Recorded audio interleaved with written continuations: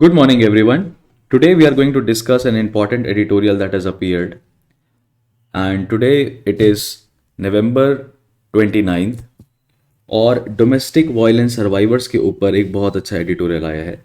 वो एडिटोरियल इसलिए आया है क्योंकि नवंबर 25th को नवंबर 25th को international day for elimination of all forms of violence against women observe किया जाता है यूनाइटेड नेशंस के द्वारा। और भारत में एक बहुत रीसेंट का ही इंसिडेंट है जो कि आपको पता है, mutilation of a woman bye her partner. बहुत सारे लोग इसको एक तरीके से कम्युनल कलर देने की कोशिश कर रहे हैं, लेकिन लॉ की पोजीशन यही है कि वो एक क्रिमिनल माइंडसेट है। It's not about love jihad, it's not about Hindu Muslim, but it's about the atrocities, the difficulties that a woman has to face within the household, अपने intimate partner के साथ violence जब उसको face करनी पड़ती है और intimate partner की वजह से उसको वायलेंस फेस करनी पड़ती है। भारत में कानून तो है, protection of women from domestic violence act 2005। ये कानून तो है जो कि डोमेस्टिक वायलेंस को ख़त्म करने के लिए बनाया गया था 2005 में, लेकिन इसके साथ कुछ प्रॉब्लम्स हैं।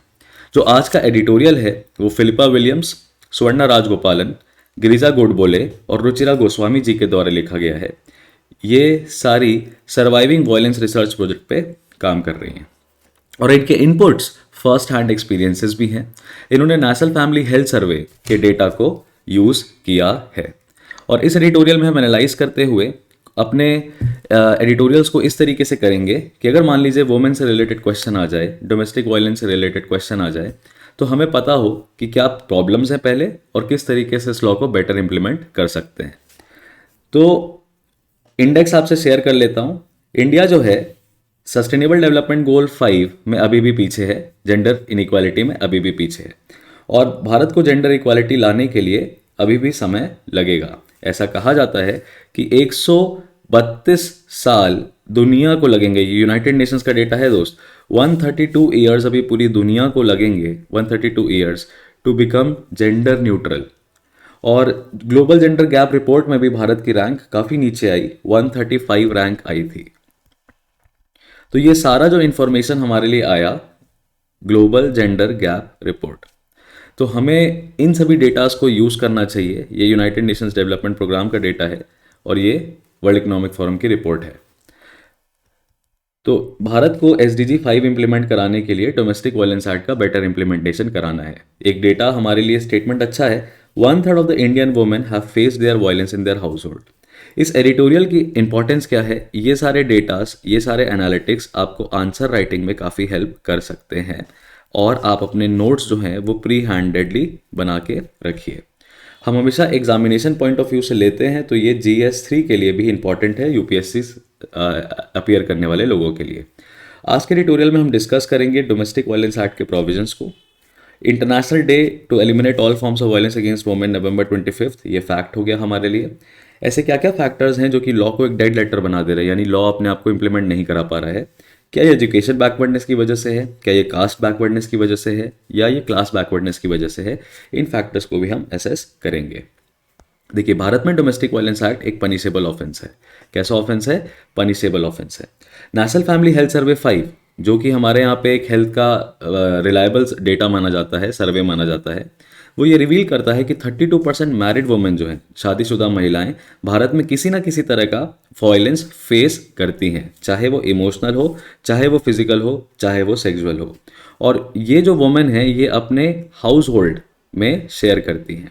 जो मैरिड वुमेन की एज मानी जाती है वो 18 to 49 ईयर्स में मानी जाती है और इसमें ही ये डेटा बताता है कि 32% मैरिड वुमेन फेस करती हैं किसी ना किसी फॉर्म का वायलेंस का, और ये किसी ना किसी तरीके से 1-to-1 इंक्वायरी में पता चला होगा।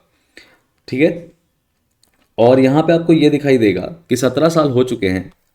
ये एक प्रोग्रेसिव लेजिस्लेशन पास किया गया था 2005 में, 17 साल हो चुके हैं इसमें। ठीक है, was passed promising a joined up approach involving civil and criminal protections, but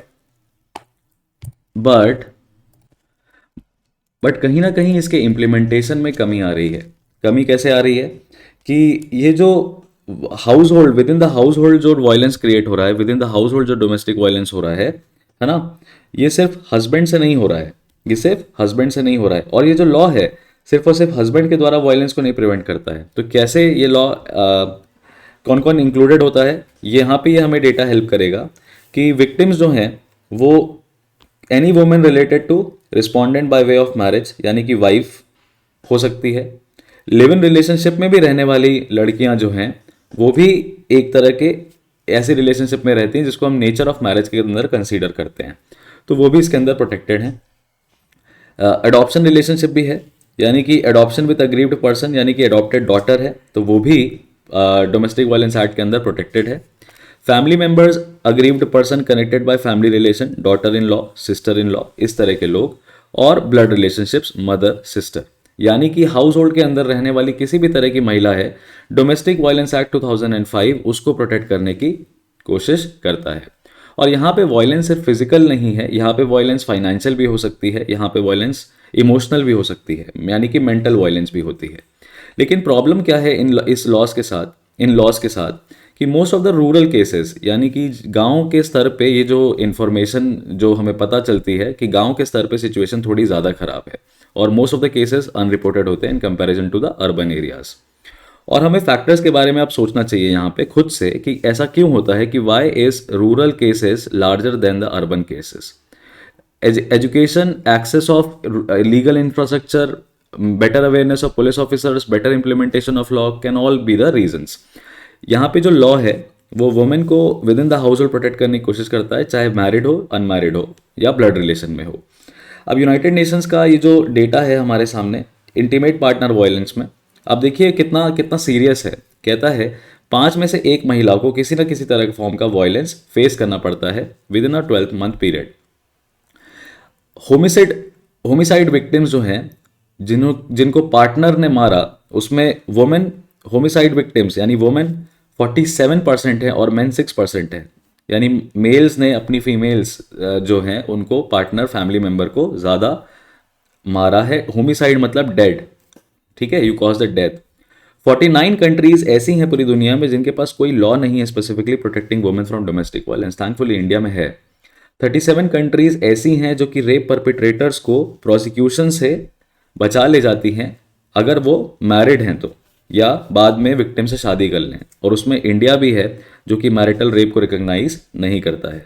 India का IPC does not recognise marital rape, does not recognise marital rape, और इसीलिए हमें आईपीसी में अमेंडमेंट करने की ज़रूरत है। तो आप यहाँ से ये देख सकते हैं कि हमारा सारा इंफॉर्मेशन कैसे एक दूसरे मैटर से इंटर रिलेटेड है। तो rural women more affected in comparison to the urban women. Women क्यों नहीं एक्सेस कर पा रही हैं? Because they are unable to bring the law in motion, ठीक है। प्रोविजंस जो है वो अनइवनली इंप्लीमेंट किए जाते हैं, अनअवेलेबल होते हैं या आउट ऑफ रीच होते हैं इंडियन वुमेन में।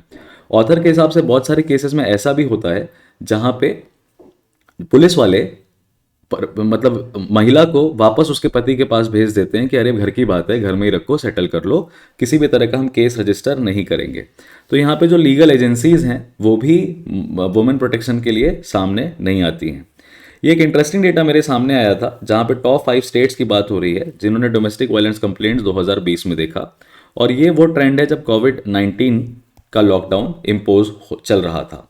और यहाँ पे आपको देखने को मिलेगा कि सडनली जुलाई 20 में आपको पीक दिखाई देती है। सबसे ज़्यादा केस उत्तर प्रदेश में आए, फॉलोड बाय दिल्ली, नंबर 2 पे दिल्ली है, उसके बाद आपको तीसरे पे महाराष्ट्र दिखाई देगा, चौथे पे हरियाणा और 5वें पे बिहार। हालांकि सितंबर 2020 में ये चीज़ डिक्लाइन होती चली जा रही है। और ये जो डेटा है ये ministry of women and child development के द्वारा दिया गया है। तो ऐसे क्या कारण थे कि यहाँ जुलाई 2020 में सडनली पीक आया, सारे के सारे लोग घर के अंदर आ गए? तो अब ऑथर ये भी समझाता है कि ये किसी भी एजुकेशन बैकवर्डनेस, कास्ट और क्लास बेस्ड एक्टिविटी की वजह से नहीं होता है। हालांकि ये चीज़ रिजॉल्व की जा सकती है। इसमें जो मेजर कारण है वो है पैट्रियार्कल माइंडसेट। कैसा कारण है? Patriarchal mindset. और प्लस हमको ये भी ध्यान रखना है कि इसको हम रिजॉल्व कैसे कर सकते हैं। तो इसको हम एजुकेशन प्रमोट करके कास्ट और क्लास इनइक्वालिटीज़ को ख़त्म करके कर सकते हैं। वुमेन जिन्होंने 6 महीने के अंदर अंदर में इस केस को रिपोर्ट किया, उनको किसी भी तरह का सपोर्ट उनकी फैमिलीज़ के द्वारा नहीं मिला। महिला किसी किसी भी महिला ने जिसने 5 साल के बाद इस केस को रिपोर्ट किया, वो क्या थी, उसके पास एक कहते हैं ना, पानी नाक के ऊपर आ चुका था, तब उसने रिपोर्ट किया, क्योंकि वो कंसर्न थी अपने बच्चे की सेफ्टी के लिए, उनकी हेल्थ के लिए या अपनी हेल्थ के लिए, या उसको किसी तरह का मेडिकल असिस्टेंस चाहिए था। तो इस तरह की बातें हमारे सामने आती हैं। अच्छा, ऐसे क्या कारण है जिसकी वजह से महिला जो है वो रिपोर्ट नहीं करती है? Most of the cases go unreported, जिसमें सबसे बड़ा कारण है फाइनेंशियल इनसिक्योरिटी। उनके पास कमाने के कोई साधन नहीं है। दूसरा, उनको अपने परिवार की तरफ से किसी भी तरह का सपोर्ट नहीं मिलता है। जब भी वो जाते हैं अपने घर के पास तो उनके घर वाले कहते हैं कि आप अपने हाउस होल्ड, हस्बैंड के हाउस होल्ड में जाओ, पति का जैसा घर का माहौल है उसके हिसाब से रहो। इसको हम कहते हैं patriarchal norms concerning the patriarchal norms concerning the property rights. यानी कि अगर मैंने अपने पति का घर छोड़ दिया तो मेरा अधिकार जो उसकी संपत्ति पे है, या मेरे बच्चे का जो अधिकार है उसकी संपत्ति पे है, वो खत्म हो जाता है। तो यहाँ पे लैक ऑफ अवेयरनेस भी है कि किस तरीके से बच्चे का अधिकार अपने पिता की संपत्ति पे होता है। क्या कुछ महिला ऐसी भी हैं जो जस्टिफाई कर रही हैं domestic violence? National family health survey का ये बड़ा आपत्तिजनक भी है और आश्चर्यजनक डेटा भी निकलता है कि मेल्स के कंपैरिजन में जो वुमेन है, फीमेल्स हैं, वो ज़्यादा जस्टिफाई करती हैं डोमेस्टिक वायलेंस के सिनारियो को या फैक्टर्स को जिसकी वजह से वो किए गए। और हम इसको कैसे रिजॉल्व कर सकते हैं? हम इसको रिजॉल्व कर सकते हैं कि ज़्यादा से ज़्यादा महिला आएँ सामने जो कि डोमेस्टिक वायलेंस का शिकार हैं, और वो अपना एक्सपीरियंस शेयर करें पब्लिक फोरम में, और लॉ का प्रॉपर इम्प्लीमेंटेशन कराया जाए। यहाँ पे आपको दिखाई देगा वायलेंस अगेंस्ट वुमेन के कई सारे फॉर्म्स हैं। फिजिकल वायलेंस है, सेक्सुअल वायलेंस है, साइकोलॉजिकल वायलेंस है। तो ये यूएन का जो आपको ये डेटा है ये अवेलेबल रहेगा आपके लिए, आप इसको ध्यान से पढ़िएगा। हम देखते हैं सिचुएशन को कैसे इंप्रूव किया जा सकता है। आप गर्ल चाइल्ड के एजुकेशन को प्रमोट करिए ताकि वो अवेयर रहे, पढ़ी लिखी रहेगी तो रोजगार मिलेगा। वुमेन को हाउस होल्ड में किसी भी तरह का असिस्टेंस प्रोवाइड करें, स्टेट नॉन स्टेट एक्टर्स दोनों, ताकि वो फाइनेंशियली सिक्योर हो सके। महिला की स्किल डेवलपमेंट को बढ़ाने की बात कर सकते हैं हम, जो भी हमारे पास अवेलेबल स्कीम्स हैं, और उनके लिए नई लाइवलीहुड की अपॉर्चुनिटीज़ क्रिएट कर सकते हैं घर के अंदर, ताकि वो किसी पे फाइनेंशियली डिपेंडेंट ना रहें। वुमेन को हम प्रमोट कर सकते हैं कि वो सामने आए, अपने इंसिडेंसेस को शेयर करें। दूसरा, लास्ट में हम लीगल एजेंसीज, लॉ ऑफिसर्स और पुलिस ऑफिसर्स को ये बोल सकते हैं कि मैंडेटरली आपको रिपोर्ट करना ही है ऐसे ऑफेंसेस को, स्टैट्यूटरी ऑब्लिगेशन लगा के। अगर नहीं किया आपने रिपोर्ट तो आपको पेनल्टी दी जाएगी। और क्या कर सकते हैं? What more could be done? तो इसमें दोनों स्टेट और नॉन स्टेट एक्टर्स यानी कि नॉन गवर्नमेंटल ऑर्गेनाइजेशंस दोनों को रोल प्ले करना पड़ेगा।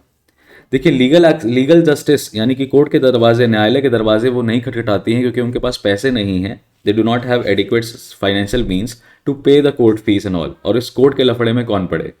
तो इस चीज़ों में non state actors assistance provide कर सकता है। इसमें स्टेट भी असिस्टेंस प्रोवाइड कर सकता है अपनी डिस्ट्रिक्ट लीगल असिस्टेंस टीम के साथ। और इसमें हमें NALSA, national legal service authority को भी हम इंक्लूड कर सकते हैं।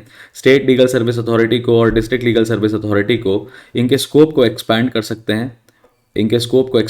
हैं, जहाँ पे फ्री में लीगल जस्टिस दी जाए।